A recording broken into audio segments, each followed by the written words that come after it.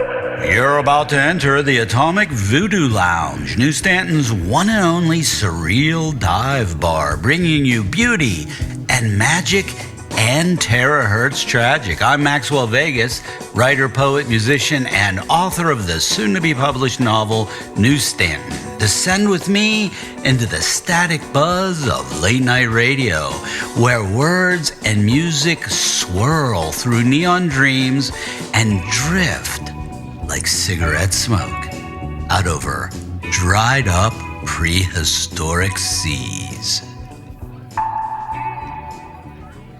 On tonight's episode of the Atomic Voodoo Lounge, we're going to do things a little bit differently. This will be both an audio and a video podcast. I will be talking with Eric Williamson, the mastermind behind the Miscreant Anthology. Eric has really done something fantastic here with the whole idea behind the Miscreant Anthology and the Kickstarter campaign. He's brought together over 175 creators, 700 pages of comics, art, fiction, poetry, and more. This thing is born out of the zine culture, and it's built to last forever. So without further ado, let's get right to it. Hey, I'm Maxwell Vegas, and this is Eric Williamson from his Miscreant Anthology Kickstarter campaign. Yeah, that's right. Campaign is a good word, right? Sure. Yeah, it's my campaign lair. Yeah, right. How about just shoot us like your quickest pitch for the whole thing? Well, how Without about I putting do you on my the spot? how about I do my slowest pitch for the whole thing instead? That works for me. Yeah, well, so the Miscreant Anthology is just a really incredible collaboration of true indie underground talent. We currently have on board over 175 indie creators across all genres, all domains. So you've got comic book creators, you've got artists, you've got authors of flash fiction and essays and scripts and stories. You've got poets, you've got fine artists. You have just a wide, diverse cast of true indie underground talent, all sort of coming together into one massive collective. And that's the Miscreant Anthology, which currently is sitting over 700 pages. This is a colossal, a monumental achievement of sort of like a indie collaboration. It really is. I mean, it's an artifact at this point. And right now we have a Kickstarter to support it and to allow readers to get their hands on some really cool versions of it. We have of course, a traditional trade paperback sort of version. We have a deluxe sort of hardcover version that is actually one of my favorites. There's digital versions for those people too that just like to stay in that format and can't bear the weight of a 5-pound book on their lap. And then there's also a really cool hand-bound sort of custom leather version that's being created individually, one by one, by our bookbinder, Emmeline Cray, who's based in Tucson, Arizona, just south of me, who is creating just a truly legendary sort of experience for those true collectors, for right. the people that want to have the epitome of indie DIY, hands-on, custom, hand-built from scratch, stitched, put together experience. That's the one I'm certainly going to be coveting myself. Well, yeah, it looks awesome. It really does. It really does. And this picture that you're showing on the screen actually is a mock-up prototype that Emmeline actually built before we even knew that this project was going to be as colossal as it was. At the time, I think conceptually, Emmeline built this book based on a 400-page book. So now, since we're sitting at over 700 pages, just imagine that spine about twice as thick. And but it'll truly be a relic, as it's called here, this hand-bound leather edition. And Emmeline's done work for me and Miscreant Media, my imprint, in the past on a sci-fi cosmic horror project that I released last year called When We Were the Voyage. And we did some really cool full-on wraparound leather versions of my graphic novel. I mean, with like riveting and cast iron keys and just imprinted metallic foil into the leather embossing. Emmeline actually hand tore every single page of this 300-page graphic novel by hand, burnt the edges like with flame, and then like did like a really cool watercolor mask treatment on the pages to kind of give them this dirty Necronomicon sort of feel. Yeah, right. And it is literally just a work of art. Yeah, it sounds like an actual relic, which, Yeah, I mean, and the price point is a reflection of, this particular reward tier comes in at 500, and there are only going to be a total of 10 available, because Emmeline literally puts each one together by hand. Wow. And what's really cool is on my Instagram, if you go back a little ways in my stories, you'll actually see there's some videos. Emmeline will take a lot of videos of the production process, which is really cool. You can see your book being made. And you can see the stages that Emmeline went through putting together my previous book. And so I knew going into this project that we wanted to provide this type of experience for those folks that really want to support, this project at that tier. Right. But then again, one of the things, Max, that I've said since the beginning of this is there really is a reward tier for everyone. Right. From the $20 digital version to the paperback version to the hardcover version. So yeah, I mean, like, honestly, you got all the formats covered, basically. Yeah, it does seem that way. So this is all black and white, right? All black and white. And that really stems from the indie zine roots of Miscreant. Well, that's what I wanted to get to. So, like, number one, how does a project like this just come into your head? Number two, who is it intended, like, who the intended audience? I mean, you're obviously got a niche going here. People that would be interested in this. So can you like kind of fill us in on that a little bit? I mean, so the first part of your question was, where did this come from, right? What was the sort of catalyst for the Miscreant Anthology? And Miscreant as a brand sort of encapsulates everything that me, Eric Williamson, as a creator is. The Miscreant Media, which is my website. Miscreant, that person that is a rapscallion, a truant, someone that's just outside of the norm, right? Somebody that pushes the boundaries, is an outlaw, is a rebel, doesn't obey authority, is willing to challenge the norms. And so that Miscreant has sort of been my identity, and for years now. But it all started with the very first zine I ever published, which was called just Miscreant. And that came out about 5 years now ago. And it was a 16-page small zine with my creative writing and poetry combined with my friend's sort of macabre art. And it was really just a thought experiment of combining sort of poetry and dark art and comics and narrative storytelling in just a little rag, right? That we sold for $2. And it did well. It sold out. We did another print run of 100, sold out. Then we did a nicer version, sold out. We did a metallic cover version, sold out. And the idea, not that I'm proud per se that it sold out, but it showed to me, it proved to me that that's not the point of my story. That proved to me that there was an appetite for sort of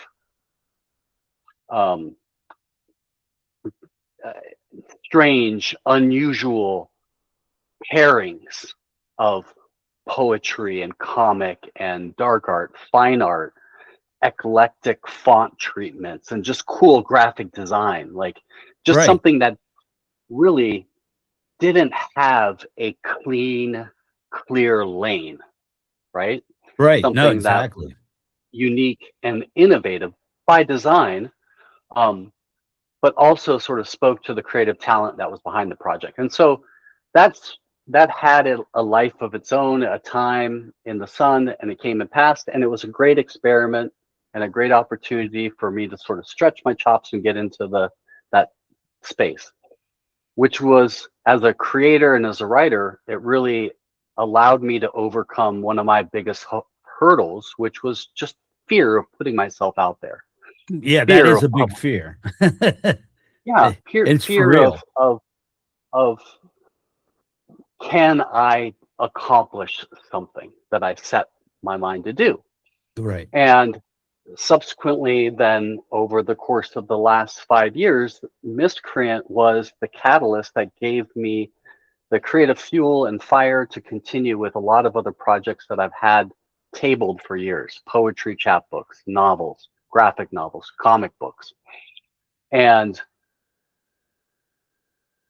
I will always be grateful to that first Miscreant project for being really the cattle prod that moved me and got me going. No, I know that. I know that feeling. Fast forward, Max, 5 years now, Miscreant sitting on my shelf, one of the few copies I have left, was calling my name. It was saying, "You're not done with me yet, Eric." And I pulled it out and I was flipping through it and I thought to myself, God, I loved this project so much. And over the course of the last 5 years, I loved all the collaborations I've done on other types of anthologies, whether they're comics or artists that I've brought on board other projects. And I thought Miscreant, being such a core part of my identity, just needed an evolution.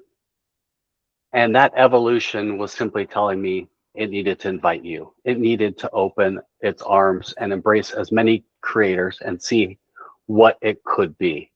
So I thought, almost on a lark, I was like, well, let me put a call for submissions up. I've got some few creator friends.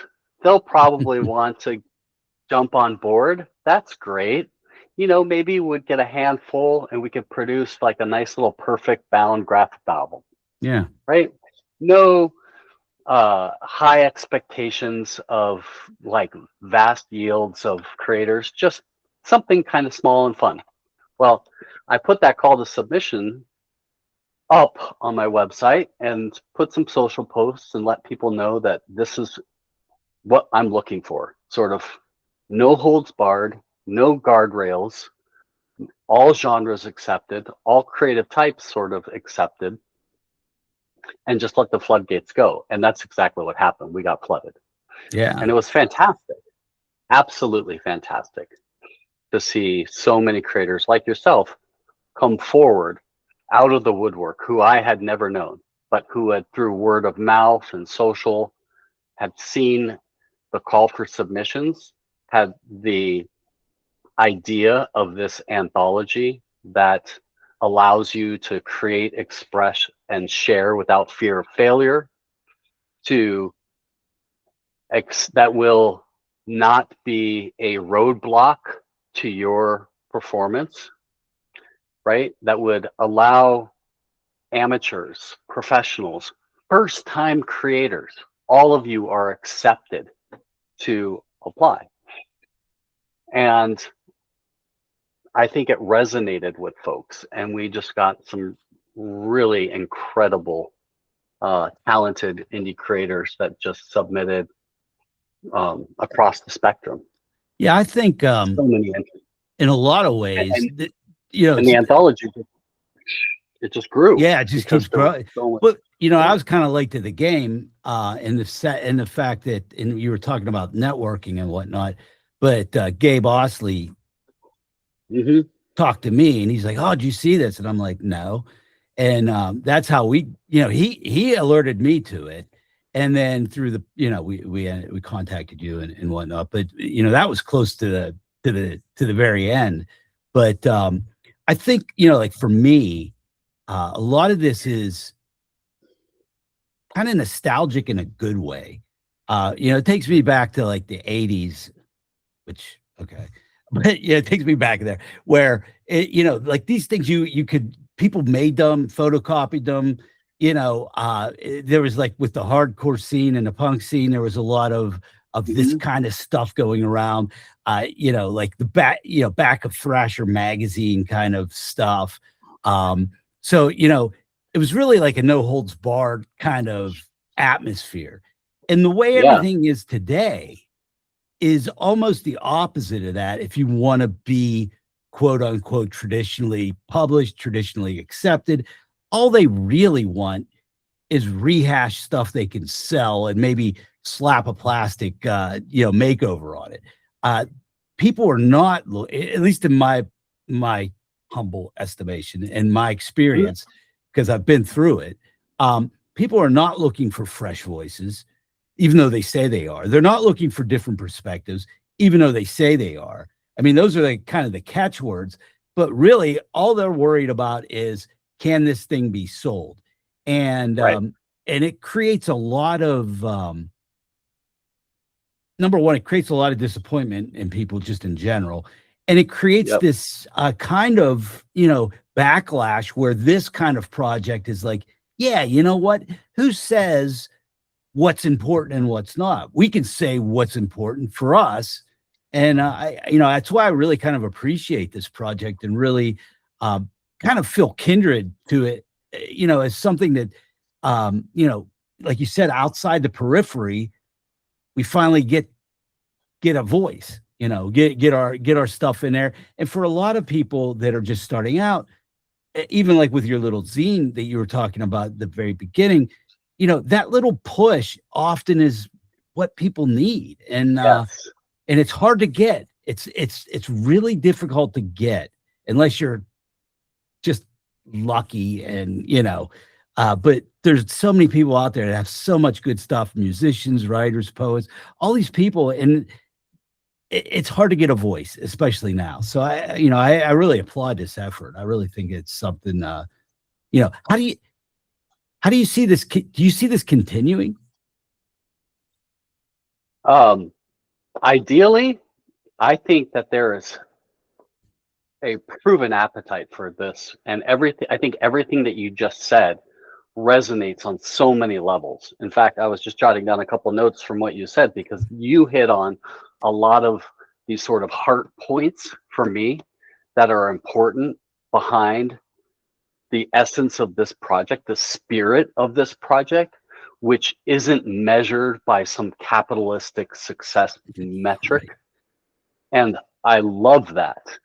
And that's why specifically with this anthology, it is a creator owned, creator profit share driven initiative, which any other anthology that's just trying to take all of that prepackaged stuff you mentioned, all that plastic, they're just trying to wrap it in something that can sell so that they can pad their bottom line. Publishers are going to take their sort of 90% off the top, and the creator is going to be left with crumbs. Maybe if they're lucky, they get a copy of the book, and then it's like, see you later. Right? Yeah. And so the whole ideology behind this is that as a publisher myself, there's no publisher cut. I'm a creator just like you, Max. I get as much a share of this as you do. Like, that idea repulses traditional publishers, right? Oh, yeah. That they want nothing to do with a model that benefits creators. that rewards creators, that finds genuine new voices and new talent that haven't been sort of monetized and siphoned and churned through their profit funnels. That's not the spirit of this. Right. As long as we cover the cost to print the books, I want to print the books. Right. That's it. You know. No, that's crazy. It's put that work. Yeah. I want to put that work into other people's hands. This isn't a nepotistic, gate-kept project. Yeah. This is true. Is it. Yeah. This is true. And I put quotes in that because you can't emphasize that enough. Independent self-publishing via a collective versus just an individual. And I just think that that's raw and it's real. And that also allows me to do whatever the fuck I want. Excuse my, I don't know, to do whatever the hell I want. I don't have to. I'm not beholden to anybody. So I can invite anybody to the table, no matter how raw it is or how reckless it is. It doesn't matter. You know, and it's funny how empowering that is to the people, but also to you, right? You know, it's well, absolutely. And also, I get to honor the creators individually.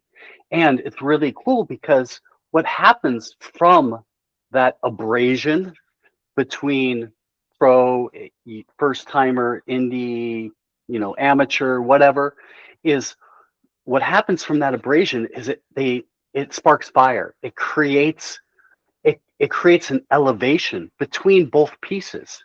You read some beautiful, tender, poetic piece, and then suddenly you turn the page and you're blasted in the face with some hardcore death metal visage, you know, and then you turn the page and you jump into a sci-fi comic, and then you turn the page and you jump into a slice of life crime noir script.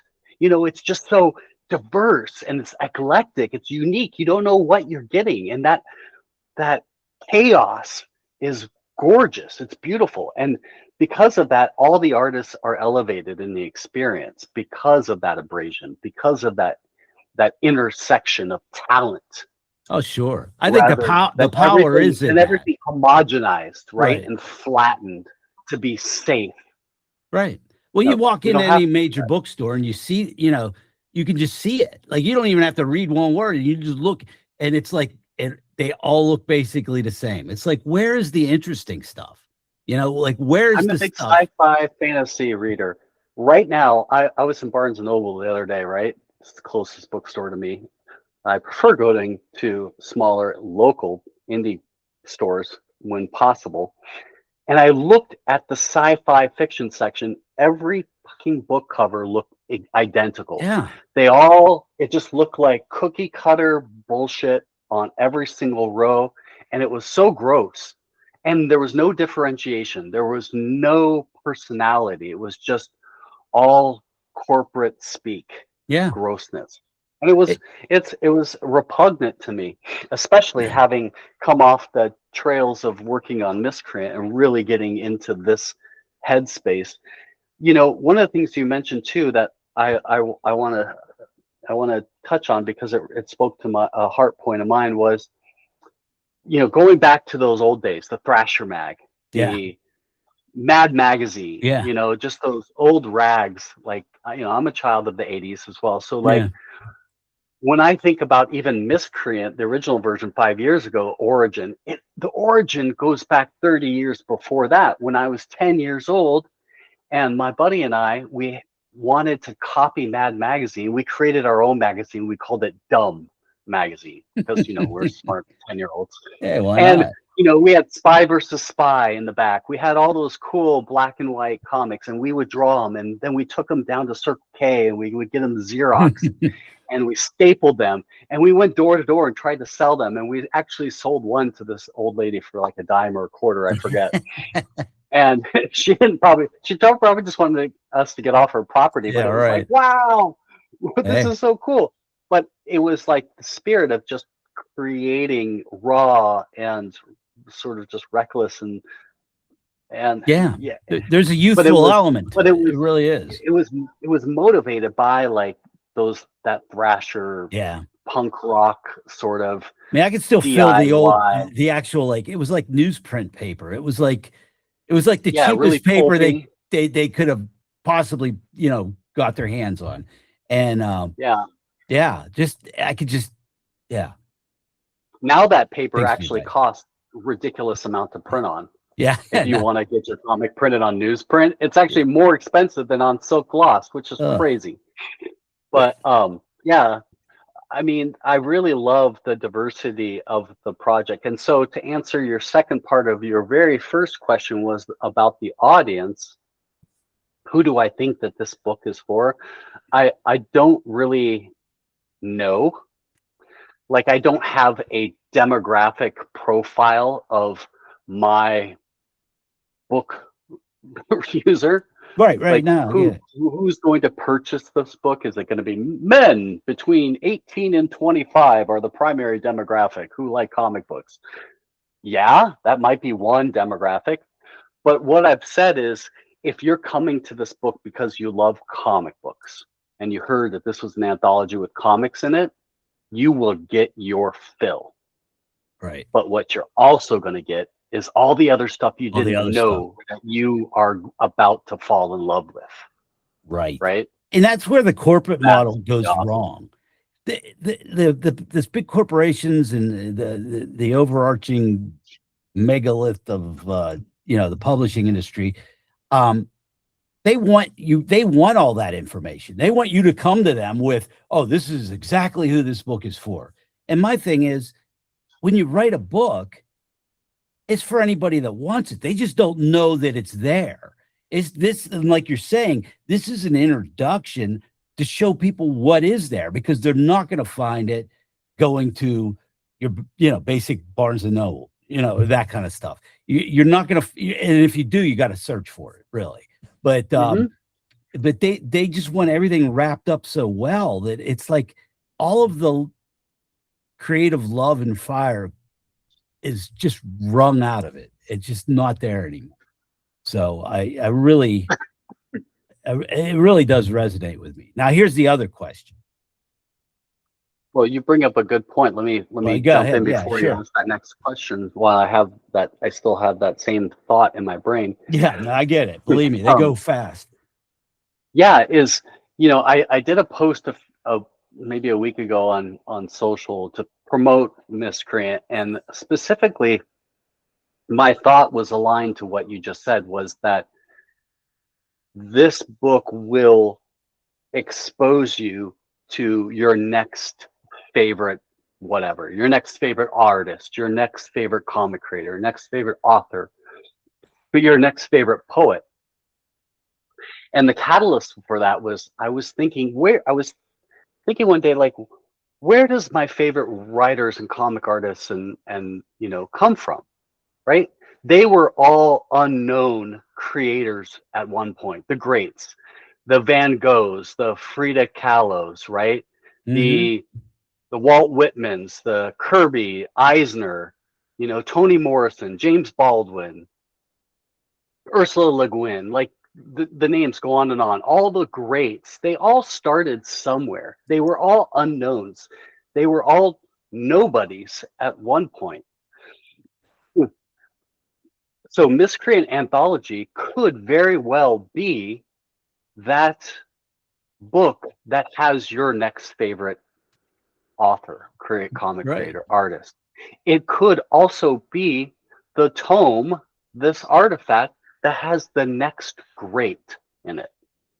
The next, Sylvia Plath, the next Emily Dickinson could be in Miscreant. And we just don't know them yet. And I love that. Exactly. That's and it's that would make your big relic version all the sweeter. It would be like, this is where it started, or that kind of stuff. And but like, it might be, like you said, it might be that fear of the fear of getting started, right? It might be that person that finally decided to dust off that writing or dust off that pinup and submit it to Miscreant, because the promise is that we are looking for indie creators that are willing to take those risks and to share with the world and be a part of this, this could be the catalyst for them that actually gets that ball rolling down the hill. And I really love that about this project. Now, we did receive 600 plus creator entries. And well, that's what I wanted to get to in this next question. So yeah, when you're putting, and we can all say, it's great to open it up and all of that, but there's got to be some editorial guidelines that you're following, or some vision of what's too peripheral or what's too Yeah. So can you fill us in on that?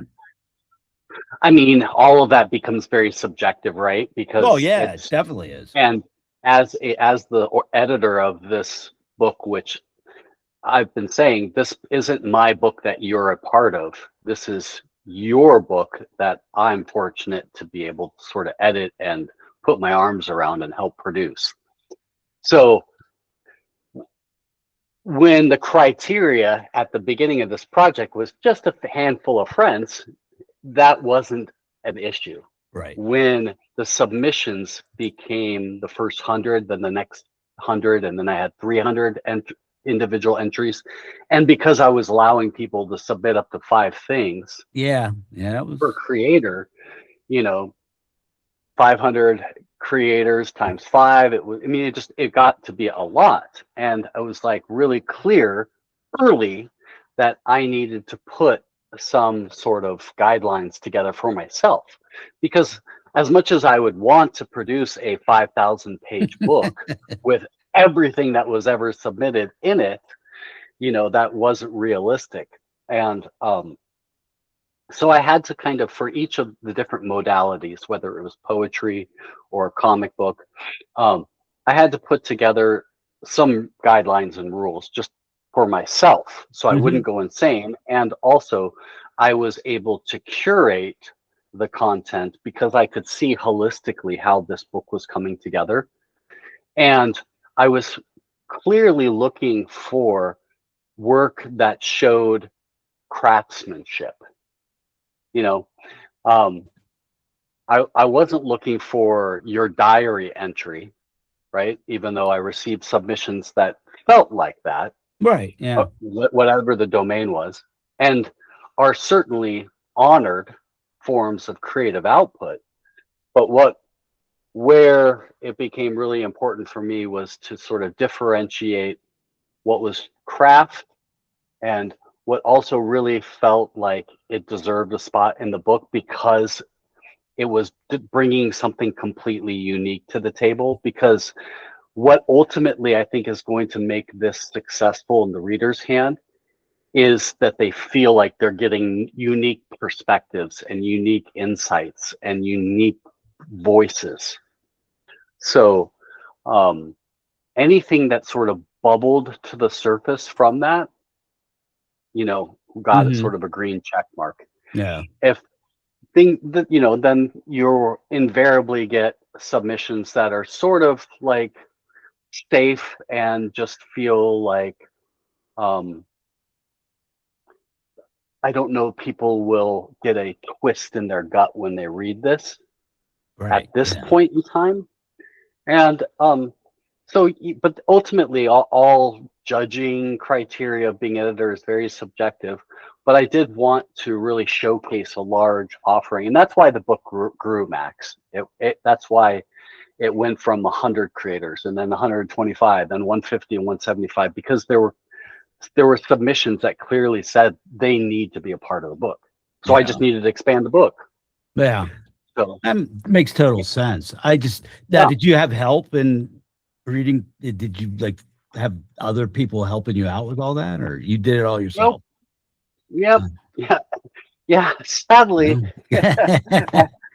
I've learned some valuable lessons this go around. Nice. There's no team behind this closet door. Yeah. There's no sweatshop back there of editors, reviewers, graphic designers, or anything. It has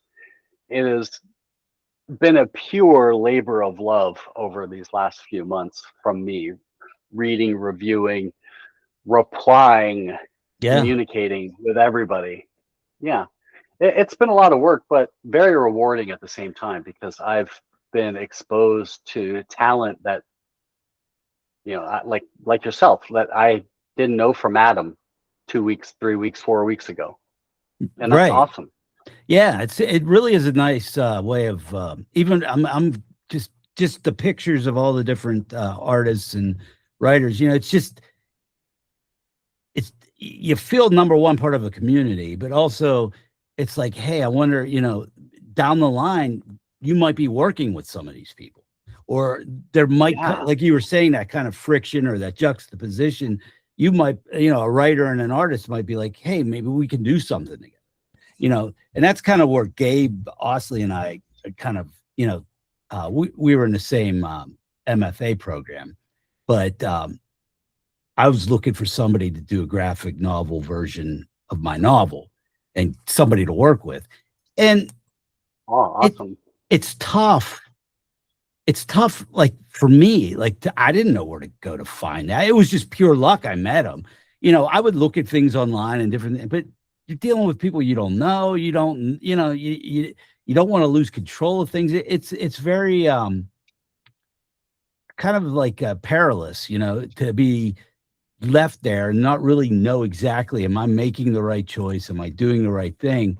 And but just having this kind of like library of people that you are kind of working with, even though you're not necessarily working with them, is comforting, number one. And it's also, it can be very valuable to people down the line as far as, finding people that they kind of vibe with, that's the other thing. And even like you were saying, when you're looking for a particular kind of,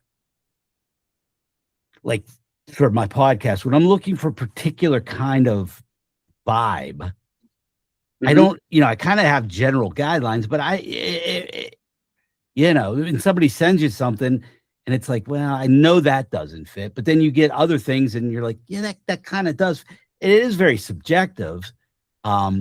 But it's, and because I've been on that end all the time. You don't want to be just saying no to everybody, but you got to have something, or, there's got to be this line somewhere that you kind of, either find your way with or lose your way with, one way or another. But it's I could see where that'd be very 500. You're talking about all these people. I can't even imagine.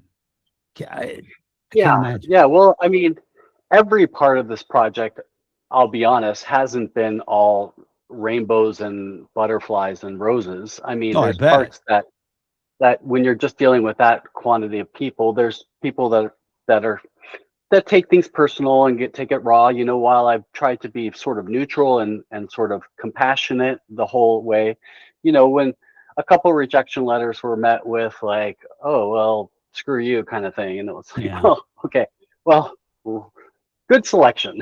Yeah.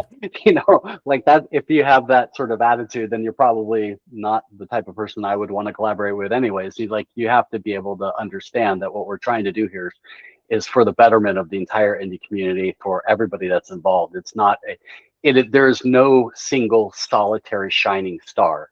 Right. That's why in everything, I'm not pushing one particular artist. Everything, when I communicate out to the group or in social, I try to say, like if I'm sharing a featured comic in a post or, a featured piece of art, I just say, this is random.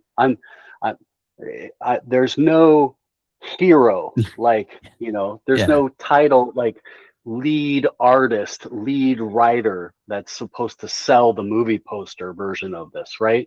Exactly. Like, it is about everyone, whether you do have a massive catalog of books or this is the very first thing you've ever published in your life.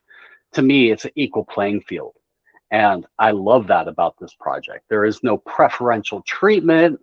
Nobody is getting on board because some sort of nepotistic ties. Right. Like, it is purely talent, follow the protocol, submit, it gets accepted, you're in. Whether you're my friend or not, I had to play by the same rules for everyone. Sure. In order to make it fair. And that way I sleep good at night. And I know that when I put this project out, it is the best version of itself that it can be. Right. And that is an honorable way of doing it, but it can ruffle some feathers, and that's fine. Yeah, but feathers get easily ruffled for some people, but I mean, nowadays, yeah, so tremendously easy, right? But yeah, one of the things that I've really enjoyed about this is watching what you said happen, which is seeing an exchange between one artist and one poet. And then in the comments of something, right? Or they'll say something to me offline, and then that branch off and go have its own little relationship, right? yeah. I actually know from this project already a few pairings that have happened of people who have met through this project, through the comments, through social, Right, yeah. through talking about the anthology, that have gone off and are now having talks about a project with amongst themselves, which is awesome. Oh yeah. And here's one thing that's a really cool story. So one of the creators in the book, Tova Shafran, shout out to her, and Kylie Busenko, who is a artist in Australia. So Kylie is an artist in Australia, and she wanted to get some of her art into the swag bag that we did for the early birds right. Kickstarter campaign, which was kind of like just a cool thing to throw a bunch of extra bonus content in. She was like, I really would love to do that. And I was like, I don't want anybody spending money on this project. And I don't want you mailing me your art from Australia. It's going to cost you like $40. It's crazy. Yeah. She's like, oh, that's a real bummer. And so Tova stepped forward and she was like, send me the art and I will print it for you because I'm in the States. So they went off. They went off paired together, and now Tova's helping Kylie print her art in the States so that she can get it to me for the swag bag for our readers. Like that whole mentality, right? Of these creators stepping up to help each other, to help the anthology, to give the readers free stuff. Like all that doesn't happen. Like it just doesn't happen. No. One person helping another so that they can print free stuff to give to the readers, like that's just cool. And that little story as an example, I've seen in a few different iterations over the past 2 months. Oh, and yeah. That's just awesome. That's where art really, rising waters lift all ships, right? That's where these individuals are coming together either to work on a new project together. They admire each other's talents, and so they're splintering off and working on something great. Awesome. If I can be the nexus for those interactions, those that's you obviously are. I mean, it's like you've planted a garden and now it's getting out of control in a good way. That's a good metaphor. Well, yeah, it's yielding good crops. Yeah. But sure. it's like not to that same degree, but just through Instagram and some other places, just from seeing people, we're posting this and that, the Kickstarter stuff. You just like I've come into contact with people I, would have never come in contact with had it not been for this. So that was something that is kind of interesting and fun to watch on its own. Also productive. That's a really good point, Max. And that was one of the things I thought about early on was I had a brand identity associated with the logo and the look and feel. But I thought, that's very sterile. That's my look. That's my vision for this project. But this project isn't about me. So what I said early on through email to all the 175 creators was, here's the logo, here's the books, here's the assets. Go. Yeah. Have fun. Play. Put the book in a volcano. Put it at the bottom of the ocean. Throw it on Mars. I don't care. Do whatever you want. Your audience, your friends, your family, your friends, your loved ones know your voice. They don't want to hear my marketing speak. Yeah. So have at it. And a few of the creators really have embraced that. Oh And yeah, that's I've seen awesome. some interesting stuff that people have done. Yeah.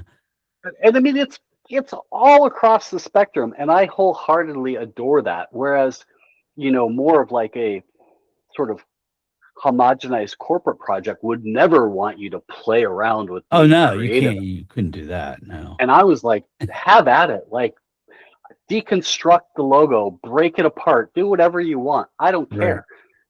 That's the essence of this project. Uh, Is it you have your voice?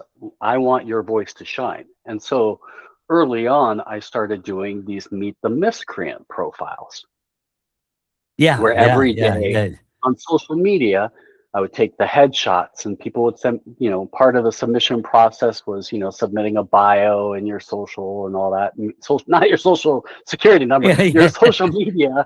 Oh, that's you know, already out there. Don't worry about that. right.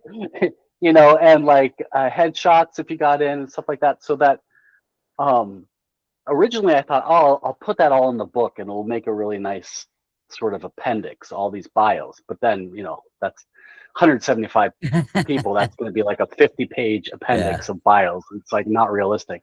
So I was like, well, what am I going to do with all this stuff? I was like, oh, great. Let's give everybody their little moment in the sun type of thing.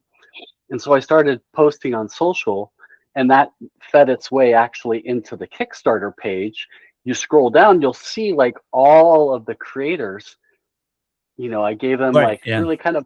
It was an opportunity for me to kind of riff on Sure. each of the creators, to kind of play with their bio, use their photo, and spotlight on everyone because there's such a diversity behind this entire roster. Yeah. Like you'll scroll Y- through, if you I scroll was down, trying. you're just like, Yeah, I'm trying to get it's to it. every country. There's literally someone from every continent. There's every ethnicity, every race, every gender, everything is here in this book, and it's all across the age spectrum as well. Yeah. You've got You could young see. Yeah, some interesting stuff. Yeah, young definitely. young folks, older folks, all across. Some people, they had really great like professional headshots. Some are Yeah. really goofy like selfies. Yeah. Some people were like, I want to remain anonymous, here's my cartoon headshot. Like, everybody Right. had their own um, profile, and that was really cool because you get to see all of these different creators, every walk of life, and it's awesome, the And diversity. and you see all of just the personalities. I kind of liked it because it was all it reminded me a bit of a wanted poster. And it was like, Yeah, it was like, yeah. have you seen this person? Right. And That's right. That's right. Yeah. I mean, that probably says more Like about a me than anything else. But that's wanted poster milk carton kind yeah, of yeah, thing. yeah. Or Yeah. milk cartons would have, yeah, something like just like, but I to me, that's kind of what was appealing when I first saw these. I was going through them all and it was just like, wow, okay. And again, And then they just keep going and it yeah, keeps going and it keeps going. And you're like, wow, this is insane. What a lineup. and you can definitely again, just see the variety of personalities, which is just stunning to me. I mean, it's just like like I said, it's just like everybody's in there, and you don't know what you're going to get from any of these people until you get it. That's right. But I will tell you what, every single face on here has performed. Every single submission from this whole entire roster has something that I personally think is exceptional. Yeah, Now you have to take my word for it, but right.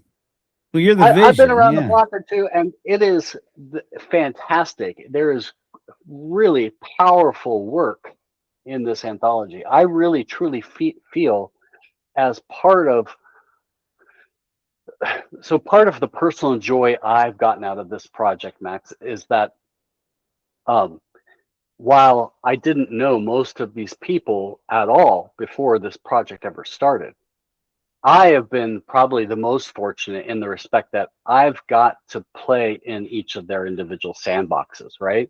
Right. And part of doing the graphic design, the editing, and the production in InDesign and Illustrator and Photoshop and putting this whole monstrosity together has afforded me the opportunity to kind of get my fingerprints and my DNA on everybody's work, right? To different varying degrees. Right. Yeah, You know, definitely. a comic might come in and it's fully, completely composed and needs very little from me other than, you know, threshold contrast balancing for print readiness, but otherwise it's good to go.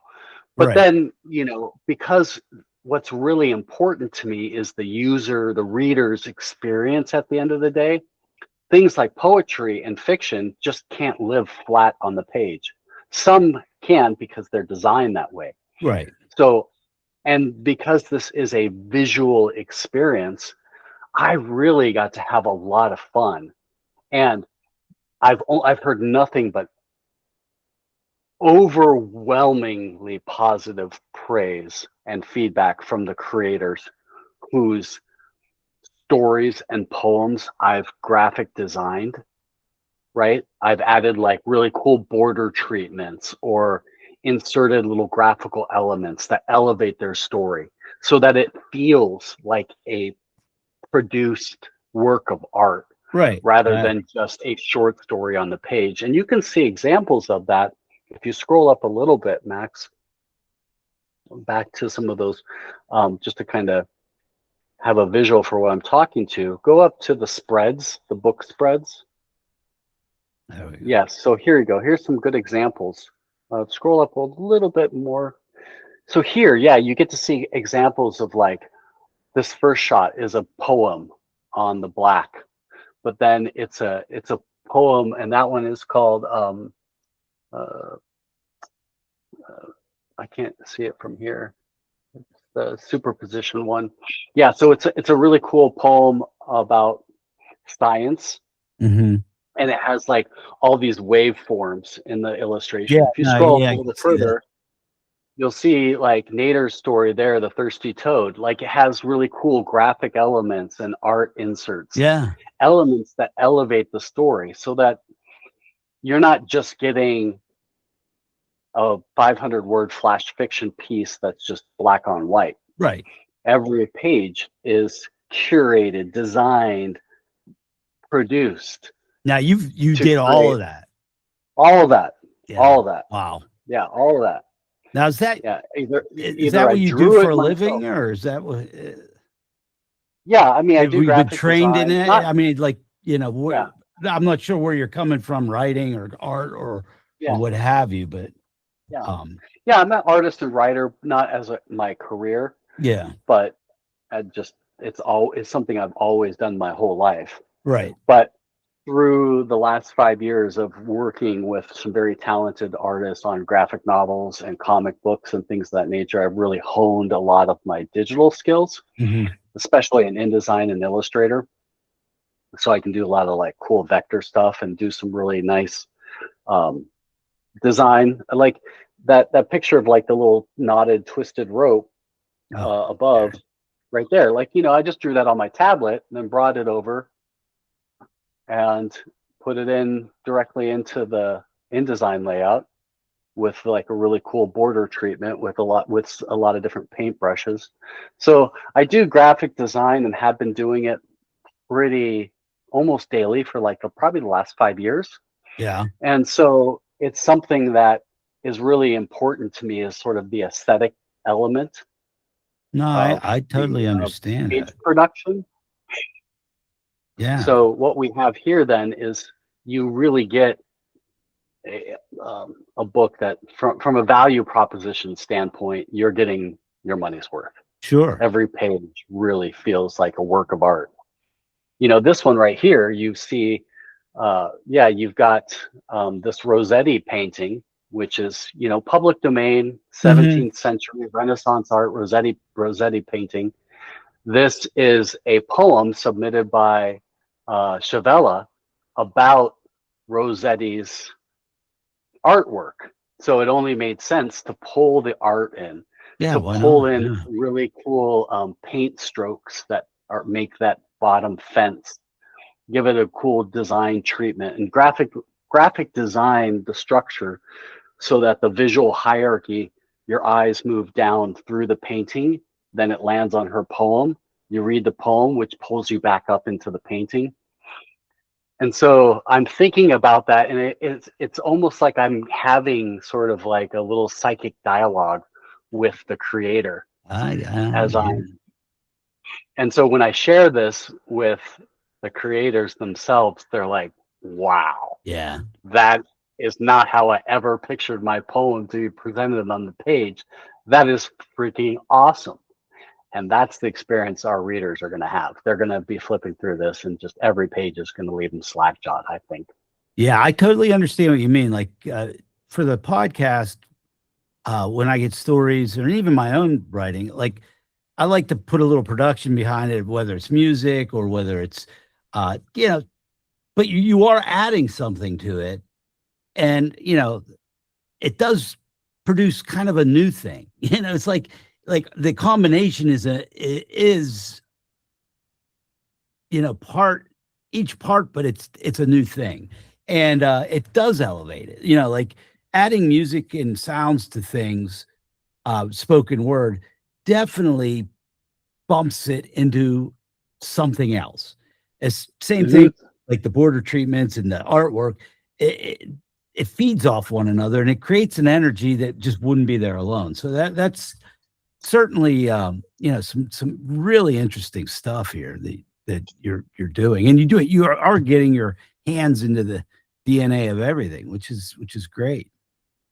Yeah, and what's really important though at every step of that way is I ask myself, is what I'm contributing elevating the experience Right. and honoring the creator? Because I don't want to do anything for me. I don't want me to shine. Like I want that page. Right. You just want it to be the best it can be. And I want the creator to be the spotlight. Right. And so that's always top of mind to me, is that it's not, I don't want to supersede what they have created.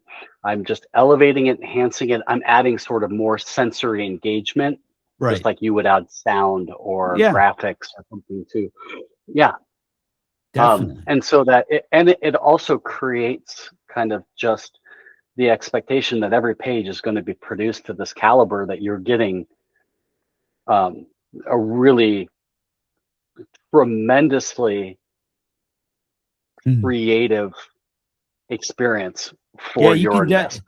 You can certainly, and this kind of project can go like can fill two kind of slots. One, it could be something that you could pick up every day and find something different in. And it could also be something that you could literally take, a stretch of time, whether it's the summer or maybe even a whole year, and just go the whole way through and enjoy it kind of both ways, So that's been a very important part of the process for me in putting together the book holistically. Was I know that there's those two types of readers: one who want to go linearly from page 1 to page 700, right? And then there's others who it's going to be a coffee table book that they pick up, they just open it up, and they just jump in wherever they land. Exactly. And both are completely valid ways to experience the anthology, to experience Miscreant. For those that move through it linearly, it's really important for me to create an experience where everything feels unique. So when I'm orchestrating the table of contents, you don't have comic back to back with comic. You don't have poem back to back with poem. So that there is sort of ebbs and flows also, that there is that abrasion I mentioned earlier. Right. There's things that are going to spike, and then there's going to be cool offs, and then there's going to be spikes, emotional spikes, whether it's anger or it's lust or it's desire or it's humor. That's one thing that I don't really touch on too much when I'm talking about Miscreant Anthology, is this book's funny as hell.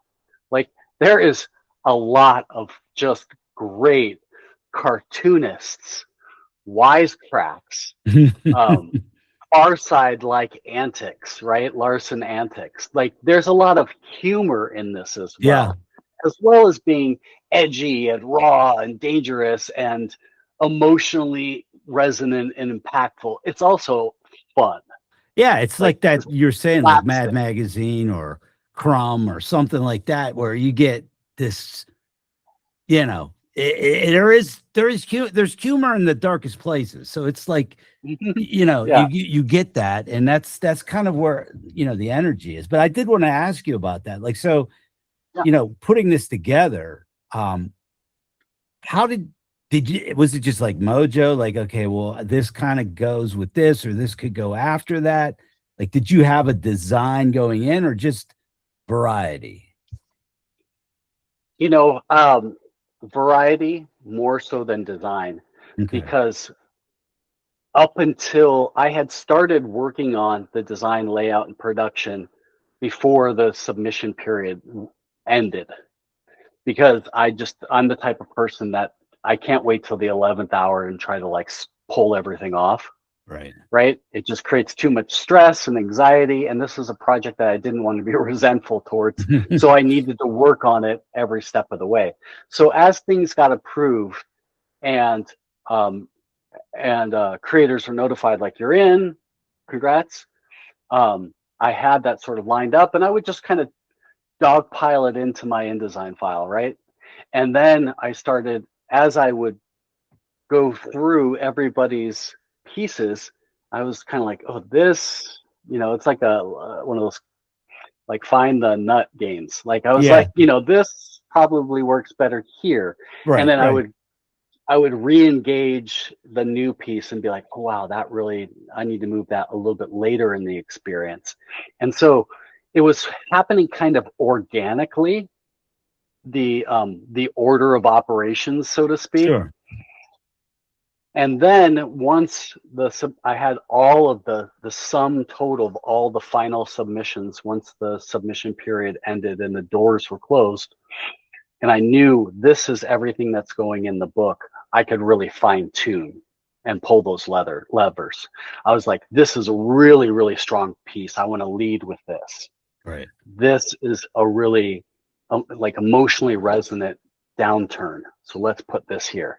And so I started thinking like about beats, almost like music. Right. Yeah. Like where am I ramping things up? Where do I need, after something really raw, like I need to cool down, right. and I need to put something funny in just to kind of take the levity off, right. or add some levity, I mean. But, and so I didn't necessarily have a clear vision. The anthology told me. Right. Yeah. Like, it's sort of like, yeah, no, I totally understand what you mean by that. Cause, you know, there is that, you know, that idea of putting it together loosely as it comes along so that you don't feel overwhelmed, which is often how I feel. But, you know, and then there's that fine tuning, because you can totally change the feeling of something one way or another, you know, depending on what comes first and what comes second. And it all depends on, you know, like you said, like what you want, what your kind of overall feeling is. And you got to really do it the way you would perceive it. I mean, because the way I look at things is like, if I'm being true to myself, that comes across in one way or another, and other people are going to, they're either going to like it or not, but I think more than likely they will like it more than if you're trying to second guess everything, you know, in some kind of scientific formula. It's just not gonna work. Well, yeah, and pieces have informed of their pieces, and yeah. One particular piece I can think of specifically is we have an artist on board. His name is Helgrim, and his Meet the Miscreant's really crazy. He's got his face painted like a skull or something. Yeah. Okay, I've seen that. You've seen that guy, right? Yeah, yeah, I've seen him. Really, really cool dark art. It's really awesome. I love it. It's really edgy, but it's very, very like the craftsmanship of his inks and his design is solid. Love it. I just right away, as soon as I saw the submission come in, I'm like, done, in. This is great. I love it. And then we had a writer who submitted a poem, and the poem was partially in German, and it was almost a children's bedtime fairy tale that you would tell your child. But the point of this guy Andrew Kohler's submission was that it was he was playing around with sort of the phonetics of the German tongue and telling this bedtime story to his daughter, and it had to do with like monkeys or something like that, and it was like beautiful but kind of eerie in the way it was presented. And so Helgrim had submitted this really kind of sort of demonic, like wolf creature, like really crazy, almost like the scariest version of Little Red Riding Hood you could imagine, right? And it was cool. And when I read Andrew's submission, I immediately saw that wolf being adjacent to it.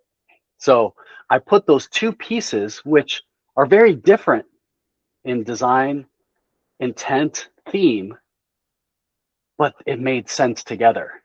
And then I went to Andrew and I was like, look, I'm putting you next to this. And he's like, I love it. That's awesome. Like that elevates the fear tactic in my poem with that. And I was like, yeah, that's what I thought. Yeah. Hey. And it was like this organic thing where separately they're both great pieces, but their unity as a spread is so absurd that it makes each one better. Right. The terrifying wolf monster on one side adjacent to this almost cuddly poem, the cuddly poem that has terrifying hints next to the scary wolf monster is elevated. So they each have this dichotomy that lifts each other. And so that has happened through this book as I've been working on it. It's awesome.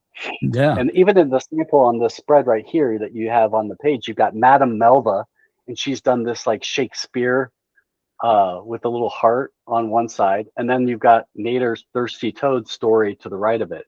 And above it, you've got Mario Cow's splash page of a woman dealing with the stress of social media on the left. And then you've got Charnel Burton's Unmade story, which is about the breakdown of those types of things. So like they are two creators, completely separate, but intentionally put together because there's a weird interlaced fusion between the two feet. Pieces. Yeah, I that mean, made sense to me in my little twisted brain.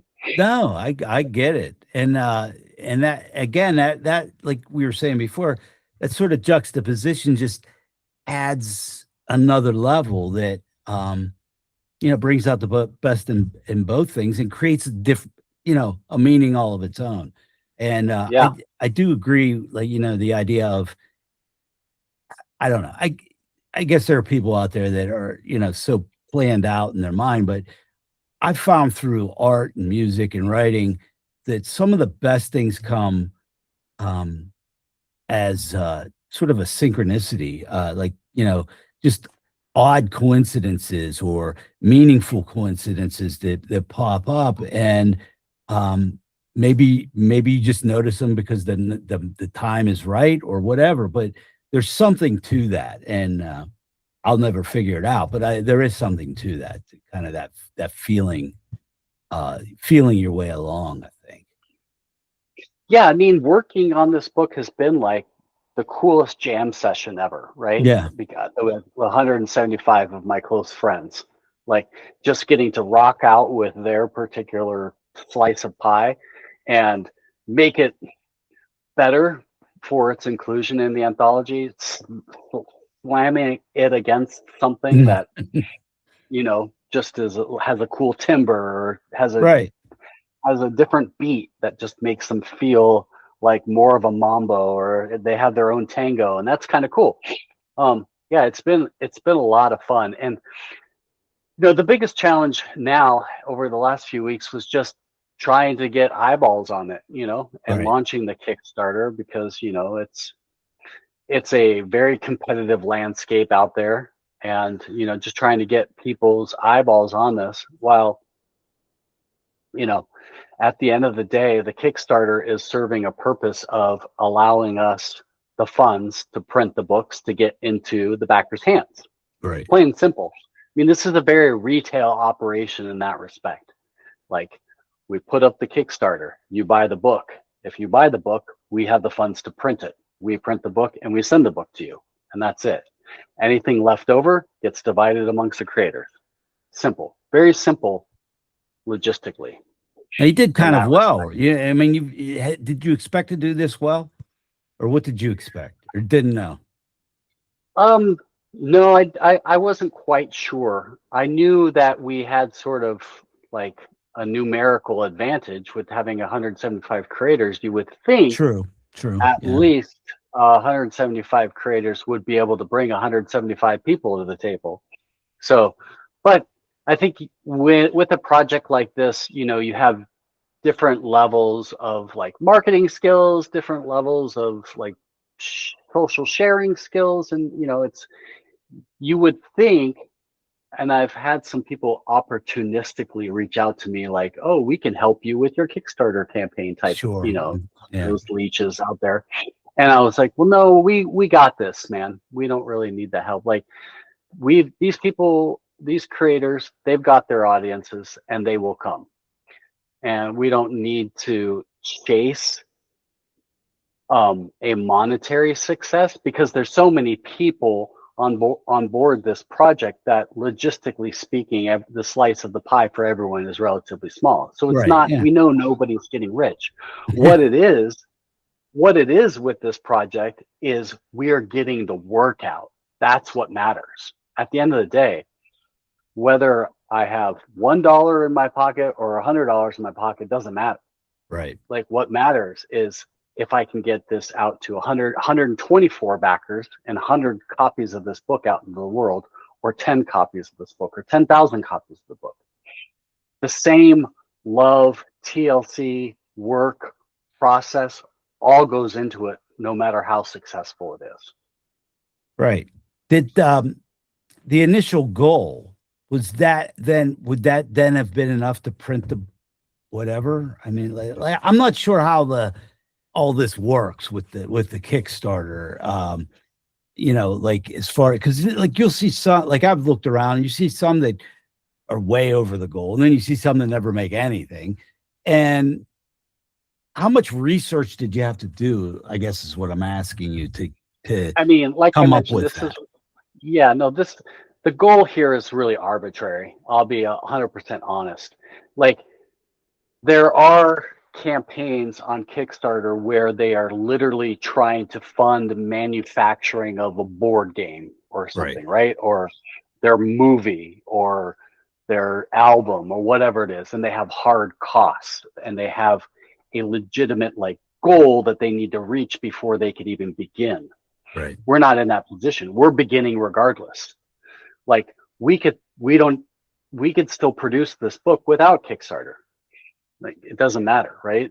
So Kickstarter requires you to have a goal. I wanted to put a goal in that seemed realistic, of course. Right. But at the same time, I didn't want to put in our goal is $1, right? I mean, like, we want to have something that at least feels realistic. But that's why none of my messaging has really been about like, we're 4x our goal, because the goal is arbitrary. Because we're not trying to build inventory of books. I don't need a bunch of Miscreants sitting around my house. We're producing books based on demand. Exactly. Simple. Okay, I get it. So, yeah. So if we get 1,000 backers tomorrow, then we print 1,000 books. That's great. If we have 124 backers like we do right now at the end of the next 9 days, then we print 124 books. That's it. Simple. So you got 9 more days for the Kickstarter, and then what's the next step? Well, what happens is the Kickstarter ends. We'll know the total number of digital copies, paperbacks, hardcovers, etc., deluxe edition that we're going to order from the printer. And hopefully that number will be really large. That would be great for everyone. I think the more books that we can get printed, the more backers we get, means that every creator on board this project just gets that much more eyeballs on the collective work. Right. Yeah. Right. So then we send the files off to the printer. It typically takes, just here's a little peek behind the curtain running a Kickstarter campaign. It takes Kickstarter 2 to 3 weeks to pay out the funds that you've received from your pledges. Not all pledges go through, right? Yeah. People have failed credit cards. Some people back out the last minute. Some people dispute the charges. Like, there's always some little shenanigans from a small percentage of the backers that doesn't actually convert into an actual sale per se. That just happens. Kickstarter takes 9% between Kickstarter and their credit card processing partner Stripe. They take, so just looking at that number, that $1,163 of that is off the table. Right. That's Kickstarter's profit. That's what they get for giving you this platform. That's their share. They take their cut. Then you get taxed. Then you, once all the credit cards have gone through, they give the funds to the creator. That's what we will use to place the print order. And our print partner is Mixam. I did an announcement a couple days ago, which is really awesome. Mixam is a online. They're based in the UK, but they have offices all through the US as well. They're a large print house, but they really specialize in like self-publishing and indie DIY. Okay. And I've had a good working relationship with them with Miscreant Media on the last 3 or 4 books I've done. So they understand my needs, right, which is to produce a massive 700-page book, which some print houses can't handle. It's too big. And that's awesome. So I needed a print partner that could come to the table and commit, we can fulfill the scope of this book. And so we've got them already lined up. They know that we're coming. In fact, they've been so excited about this project that they've started to promote Miscreant Anthology as of 2 days ago on their stuff, on their socials. Nice. As our print partner, which is great. And so then we send all the final print assets to the printer. They print the books. That can take probably between 2 to 4 weeks to get those books printed. So those will be the trade paperbacks and the hardcovers. Then they get shipped to me. And then I get the fun job of putting those in boxes and mailing them to everybody. Oh, there you go. Which is going to be nuts. But I love that. I love it. That's actually my favorite part. I love when the freight shipment comes in and the pallet crashes down and it's like, here's your books. And that's what it'll be like. It'll be hundreds and hundreds of pounds of Miscreant Anthology on my driveway. Well, you better start lifting weights. So I mean, that's so fun though, because I get to personalize the books, and I as I'm packing them, and I get to shrink wrap them and bubble wrap them and put them in the box. That's a lot of fun. I enjoy it. Nice. Well, that's fun. Then are you going on vacation after that or what? Yes. Yeah. I'm going to take a much needed rest. This has been a very all-consuming project. I can bet. It has really been something that has been, for the last 2 months especially, something that I wake up thinking about, I go to bed thinking about. Every day, not only am I working on the book itself, but I'm producing online media, social media ads. I'm producing content. I'm engaging the creators. I'm engaging prospective backers. It has been a all-consuming project, but I've enjoyed every moment of it. So that's cool to me. Well, I don't mind the work. You can tell from the production value of all the stuff you do. You can tell that you enjoy it, right? It's like that energy comes through. And I think that's that also is what a lot of people pick up on. It's like, yeah, like I got that too. I want to do that too. I want to be part of that. And I think it's a tremendous job. Anything you want to leave everybody thinking about? Well, I mean, I just hopefully listening to this great conversation with Max, your interest is further piqued. There is definitely a reward tier that's right for you. We specifically did this after taxes so that if you had your refunds, you'd be able to jump on it. Right. If you didn't, you'll still jump on it because you're going to realize what a cool project. You don't want to miss out on it. Right. And, the paperback, it's super reasonable. And we also, it's $75, I think, for the paperback. It's 700, almost 750 pages. Like, yeah. If you think about it, if you're a comic book reader, you're familiar with Marvel's Epic collections, right? Sure. They're like 300-page graphic novels. They retail for $49. They used to retail for $49.99. Now they're $59.99 because Marvel used this convenient opportunity to jack the price up. It's $60 book for a Marvel Epic collection. This is almost 3 Epic collections combined, right? Right. So, I mean, the value is there. You're going to thoroughly love having Miscreant on your shelves. Oh, I can't wait. People to back it. I personally love hardcovers. I'm a big hardcover nut, so yeah, I've got that lined up for my shelf. I've got my hardcover already. It's got its spot ready to go. I got mine, and I want to thank you for the project and for your great conversation and getting to talk to you. I mean, I know we've emailed back and forth a bit, but again, you find these. At least for me, I find these people that I'm meeting, like you and Gabe and a bunch of it. It's sort of like I'm meeting somebody that's in tune with what I'm thinking and the way I'm going. And like I said, you can get discouraged because if you're just looking in the mainstream glossy world of Target and all that stuff, you're not going to find that. And it's really refreshing when I do find people that I'm like, maybe I'm not as alone as I thought I was, but we're just we're and you're bringing it all together here, so I can't thank you enough. Well, I think I think that our watchers of this are really going to enjoy reading Max's story inside Lullaby. It's really cool. Hope it doesn't put him to sleep. Yeah, I mean, well, I don't think it's going to put him to sleep. I think they're going to have some great emotional impacts with it. I think it's great, and it was nice to have your inclusion in there. I know that you've worked with Gabe on the past on comics, and originally you guys were going to submit a comic together, but then you sort of each did your own thing, which was cool. And so it's nice to see.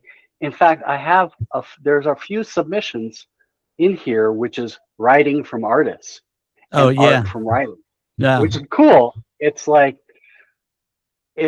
Austin Ackert, who is a local artist here in town. I don't know if you know Austin. He submitted a piece which was very divergent from anything that he does. Like, he's very talented artist. He does a lot of like work with on trading cards, and he's done some deals with Topps, and he has his own comic books, and he's very kind of a gonzo artist. He's really crazy, but he loves poetry. So he took his art stylings and submitted a poem, but it's all visually artistic poem. And I love that because it was like Miscreant afforded him the opportunity to do something that was outside of his traditional lane that sells when he goes to cons and when he does table events. Yeah. Here was a platform for him to do something else that's a little divergent. Yeah. And I find people like that all the time. It's like there's so many people I come into contact with, that are in the writing or they're in the music, but then they're also in the photography. They're also, there seems to be and I never really realized that too much, I don't think, before, but in the last few years, I've really come to see, like there's a lot of people out there. One of the big people, I think of is Andy Summers, a guitarist for the Police. He's a pretty accomplished photographer. And, you think, wow, like people just don't have this one thing that they do, even if they're just known for that, they have other interests, and it's fun to see that. Yeah, well, I mean, that's really cool. It was awesome to see, like, it would have been safe for us to publish Max and Gabe's story. But then to separate and have Gabe do his own thing and Max do his own thing, and then those both get in, that's cool. Yeah. Right? Yeah, I was waiting to see. I was like, if he gets in, I hope I get in. That's right. And everybody got in on their merits. I have to say it that way. Like I 100%. I feel like everybody had earned their spot at the table, so to speak. But if I could expand the table, put in some extra leads, I would have. But I pushed the limits of this book as far as I can, and that's 700 pages. After that, this book just becomes untenable. Right. You have to have a pedestal for it. So that just means that there is room for Miscreant Volume 2 down the road. I would hope so, and that's what Gabe and I are banking on. We can get something going for that. But again, gotta thank you so much. It's been a pleasure talking to you. And thank you. Thanks for listening to my conversation with Eric Williamson of Miscreant Media. Head on over to Kickstarter at kickstarter.com/projects/miscreant media/miscreant anthology and pick your level of support, but don't miss out. You've been listening to the Atomic Voodoo Lounge. I'm Maxwell Vegas and hope to see you back soon. Remember, AtomicVoodooLounge.com. Copyright 2026, Heavy Sixer Productions, LLC.